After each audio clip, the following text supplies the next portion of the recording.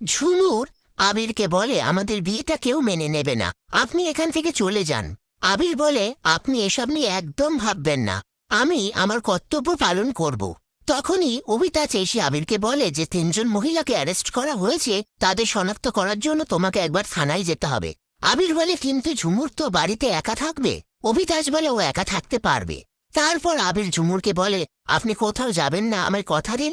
ঝুমুর বলে, আমি কোথাও যাব না, কথা দিলাম। এ কথা শুনে আবির সেখান থেকে চলে যায়। এরপর সেখানে কৌশিকী এসে ঝুমুরকে বলে, তোমাদের বিয়েটা কেউ মেনে নিচ্ছে না, এর জন্য বাড়িতে অশান্তি হচ্ছে, তুমি আবিরের জীবন থেকে অনেক দূরে চলে যাও, আমি তোমাকে বিদেশে পাঠানোর ব্যবস্থা করছি।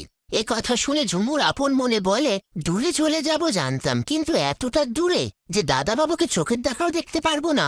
কৌশিকী বলে, এখন তুমি ব্যাঙ্গালোর যাবে, তোমার ভিসা কমপ্লিট করে 10 দিনের মধ্যে আমি তোমাকে লন্ডন পাঠিয়ে দেবো, ঠিক আছে? আমি যা করছি তোমার ভালোর জন্যই করছি।